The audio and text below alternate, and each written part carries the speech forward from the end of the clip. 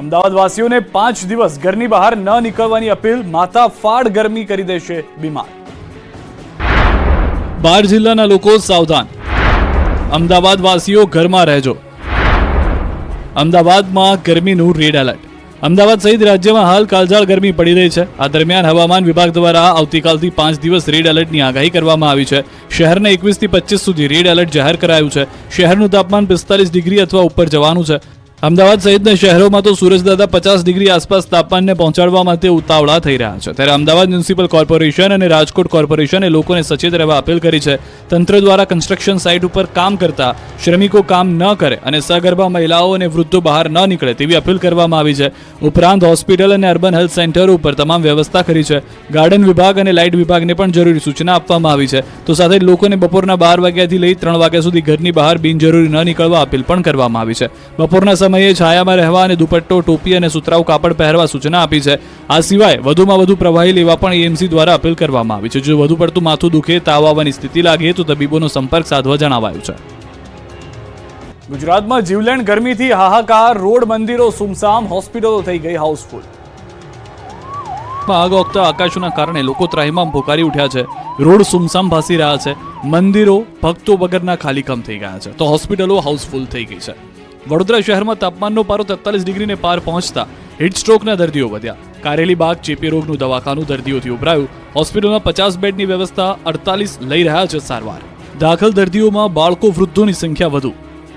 આ બાજુ અમદાવાદમાં પણ ગરમીને કારણે 108 ઇમરજન્સીના કોલમાં વધારો થયો। શહેરમાં 20 દિવસમાં તાવ આવવાના 236 કેસ નોંધાયા। રવિવારે તાવના 26 કેસ અને શુક્રવારે 19 કેસ નોંધાયા। લૂ અને માથું દુખાવાના કેસમાં 108માં જ પ્રાથમિક સારવાર શરૂ કરવામાં આવી। તો રાજકોટમાં સિવિલ હોસ્પિટલમાં દરરોજ સામાન્ય કરતાં વધુ કેસ આવી રહ્યા છે। હીટ સ્ટ્રોક તેમજ લૂ લાગવા સાથે ઝાડા ઉલટીના કેસમાં પણ 10 થી 20% જેટલો વધારો જોવા મળી રહ્યો છે। હીટ વેવના કારણે અંબાજીનું મંદિર ભક્તો વગર સુમસામ જોવા મળ્યું। માર્ગો સુમસાન અને સન્નાટા બંધ ભાસવા લાગ્યા। અંબાજી ધામ યાત્રિકોથી સતત ધમધમતું રહે છે અને અંબાજીની બજારો પણ ખાલીખમ રહી। મંદિર પરિસર પણ ખાલીખમ જોવા મળ્યું હતું। માતાજીના ચાચર ચોકમાં સન્નાટો જોવા મળ્યો તો ક્યાંક ચાચર ચોકમાં જે માર્બલ પથરાયેલા છે તે ગરમ થતા પાણી નાખી ઠંડો કરવાનો પ્રયાસ પણ સફાઈ કામદારો કરી રહ્યા હતા। કાળઝાળ ગરમીથી પ્રાણીઓને બચાવવા માટે પ્રાણી સંગ્રહાલયોમાં મુકાયા કુલર। ગુજરાતમાં હીટવેવની અસર માનવ જીવન પર પડી રહી છે। 45 ડિગ્રી ગરમીમાં જનજીવન અસ્તવ્યસ્ત થઈ ગયું છે, ત્યારે પ્રાણીઓ પણ ગરમીમાં અકળાયા છે। જૂનાગઢમાં ઝૂમાં પશુ પક્ષીઓ માટે વિશેષ વ્યવસ્થા કરવામાં આવી છે। તારીખ 27 સુધી રાજ્યમાં હીટવેવની આગાહીને લઈને મૂંગા પશુઓ માટે પાણી, ઓઆરએસ સહિતની વિશેષ વ્યવસ્થા કરાઈ છે। સિંહ અને દીપડા જેવા હિંસક પ્રાણીઓના પાંજરામાં બરફ મૂકવામાં આવી રહ્યા છે। આ સાથે પાંજરામાં ફોગર દ્વારા વાતાવરણ ઠંડુ રહે તેવા પ્રયાસો હાથ ધરવામાં આવી રહ્યા છે। તો પીવાના પાણીમાં ઓઆરએસ નાખવામાં આવી રહ્યું છે। ઠંડક મળી રહે તો બીજા સરીસૃપ અને તૃણાહારી માટે લીલા ઘાસ તેના પાંજરામાં નાખવામાં આવ્યા છે। તો પક્ષીઓ માટે તેના પાંજરા ફરતે ગ્રીન નેટ લગાવવામાં આવી છે। પ્રાણીઓના શરીરમાં પાણી ઘટે નહીં, સાથે વેટરનરી ડોક્ટરો દ્વારા સતત મોનિટરિંગ કરવામાં આવી રહ્યું છે।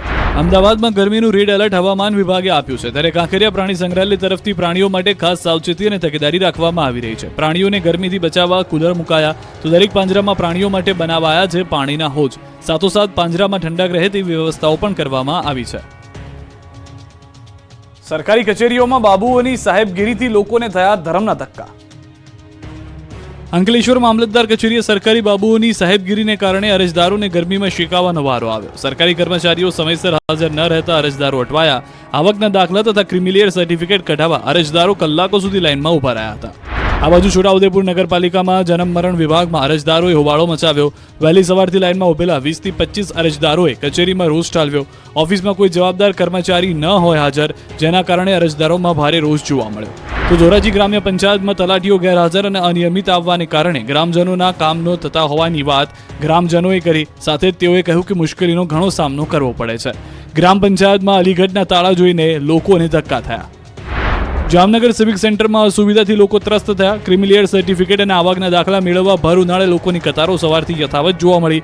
સિવિક સેન્ટરમાં બેસવાના બાંકડા તૂટેલા જોવા મળ્યા। ભર ઉનાળે સિવિક સેન્ટરમાં ઓફિસ અંદર પાણી માટે પણ કોઈ વ્યવસ્થા જોવા ન મળી। અમદાવાદના ચંડોળાના 3 ગોડાઉનમાં લાગી ભીષણ આગ। 2 કિલોમીટર દૂર ધુમાડાના ગોટે ગોટા દેખાયા।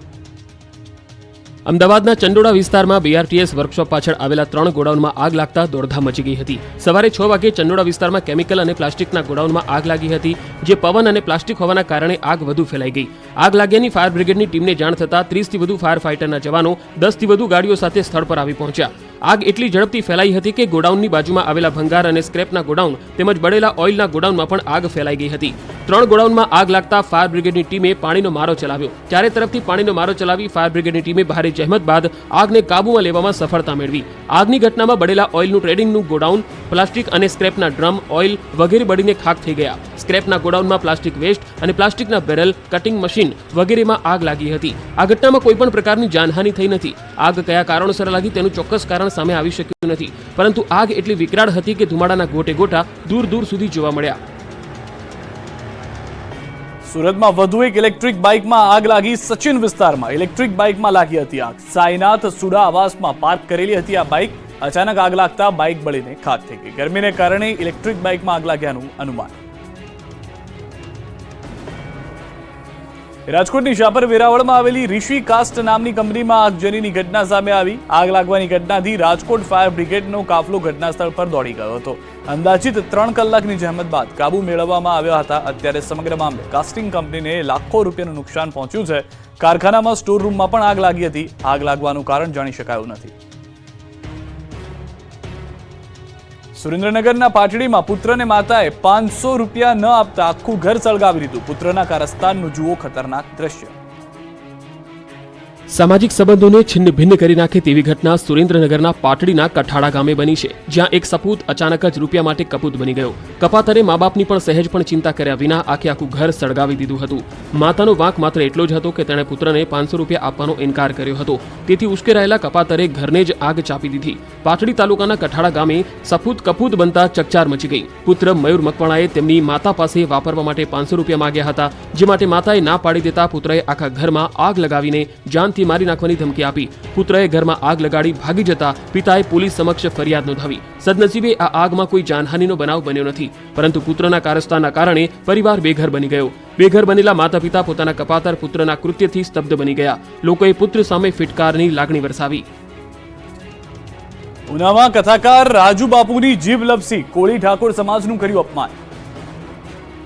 કથાકાર રાજુગીરી બાપુની ટિપ્પણીનો વિવાદ વકર્યો છે, જેમાં કોળી સમાજના ઉગ્ર વિરોધ બાદ પોલીસ એક્શનમાં આવી છે. નવાબંદર મરીન પોલીસ સ્ટેશનમાં બાપુ વિરુદ્ધ ગુનો નોંધાયો છે, જેમાં વિવાદિત નિવેદનના પગલે કથા પણ વહેલી સમિતિ લેવાઈ છે. સાવરકુંડલાના રાજુગીરી બાપુએ વિરોધ બાદ માફી માંગી છે, જેમાં કોળી ઠાકોર સમાજ બાબતે વિવાદાસ્પદ ટિપ્પણી કરી હતી. પ્રેમ લગ્ન મુદ્દે વાત કરતા કોળી સમાજ વિશે ટિપ્પણી કરી હતી. વિવાદાસ્પદ નિવેદનથી કોળી ઠાકોર સમાજમાં રોષ વ્યાપ્યો હતો, જેમાં વિરોધ બાદ રાજુગીરી બાપુએ કોળી ઠાકોર સમાજની માફી માંગી છે. તેમજ જણાવ્યું છે કે વ્યાસપીઠ પરથી કોઈ સમાજને ઠેસ પહોંચાડવાનો ઈરાદો ન હતો. આ જ સમાજના બાળકો મારી આશ્રમ શાળામાં ભણે છે. એ બધા બાળકો મારા બાળકોની સમાન છે. મારાથી ભૂલ થઈ છે. હું સમાજ આગળ ક્ષમા માંગુ છું. એક સાધુનો દીકરો કોળી સમાજની માફી માંગે છે. સુરતમાં રીલ્સના રાજાઓ ફરી ભાન ભૂલ્યા. BRTS ટ્રેકને લીધો બાનમાં. સોશિયલ મીડિયામાં ચમકવા માટે યુવાનો પોતાના જીવને પણ જોખમમાં નાખતા અચકાતા નથી. રીલ્સના ચક્કરમાં યુવાનો એવા ઘેલા બની ગયા છે કે કાયદો હાથમાં લેતા પણ ડરતા નથી. એમાં પણ સુરતના BRTS ટ્રેક તો જાણે કોર્પોરેશને રીલ્સના રસિયાઓ માટે બનાવ્યા હોય તેવું લાગે છે. આ દ્રશ્યો છે સુરતના ઉધનાના BRTS રૂટના. અહીં 2 યુવાનો ખુલ્લા હાથે બાઇક ચલાવી રહ્યા છે. ડ્રાઇવિંગ કરી રહેલો યુવક છૂટા હાથે સ્કૂટર દોડાવી રહ્યો છે. સ્કૂટર ફૂલ સ્પીડમાં દોડી રહ્યું છે અને આ આસપાસના વાહન ચાલકોના જીવને જોખમમાં મૂકીને આ યુવક બેફામ ડ્રાઇવિંગ કરી રહ્યો છે. જાણે કોઈનો પણ ડર ન હોય, મોતનો પણ ડર ન લાગતો હોય તેમ આ યુવક સ્ટીયરિંગ પકડ્યા વિના બેફામ ડ્રાઇવિંગ કરે છે. જ્યારે તેની પાછળ પણ એક યુવક બેસેલો છે, જે ડરી રહ્યો હોય તેવું લાગે છે. BRTS રૂટમાં બેફામ સ્ટંટબાજી કરતા આ યુવકનો વિડીયો હાલ સોશિયલ મીડિયામાં વાયરલ થઈ રહ્યો છે. ત્યારે યુવક સામે પોલીસ કાર્યવાહીની માંગ ઉઠી છે. ધારીમાં ધોળા દિવસે સિંહ પરિવારે ઉતર્યો રસ્તા પર. કાર સવાર લોકોના થંભી ગયા શ્વાસ. જંગલ સફારીમાં સિંહ જોવા જતા હોવ અને એ પહેલા રસ્તામાં સામેથી જ સિંહ મળી જાય તો એ પણ ખુલ્લા રસ્તા પર આંટાફેરા કરતા. ધારીમાં ધૂમધકતા તાપમાં સિંહ પરિવાર રસ્તા પર લટાર મારવા નીકળ્યો. ધોળા દિવસે એક સાથે 4 સિંહ ધારીના સફારી પાર્ક રોડ પર ફરતા દેખાયા. રોડ પરથી પસાર થઈ રહેલી કાર સિંહ પરિવારને જોઈને થંભી ગઈ અને કાર ચાલકે સિંહનો વિડીયો ઉતારી લીધો. સફારી પાર્ક રોડ પર અવારનવાર ટોળામાં સિંહ આવી ચડે છે. એમાં પણ કાળઝાળ ગરમી વચ્ચે સિંહોની ખુલ્લા વિસ્તારમાં અવરજવર વધી રહી છે.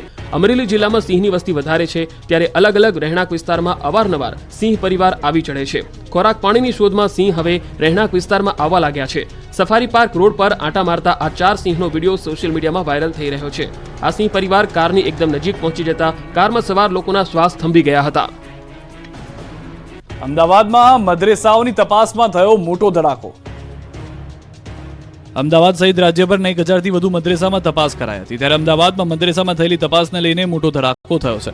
અમદાવાદ શહેરની 175 મદ્રેસામાં સર્વે કરાયો, જેમાંથી અમદાવાદની 15 મદ્રેસાઓએ માહિતી આપવાનો ઇનકાર કર્યો. સર્વેમાં સંચાલન અંગે આવી મોટી જાણકારી. શિક્ષણ વિભાગને મદ્રેસાએ આપેલી માહિતી પ્રમાણે મદ્રેસાનું ફંડિંગ વિદ્યાર્થી પાસેથી અને દાનમાં આવતી રકમથી ચાલતી હોવાની બાબત સામે આવી.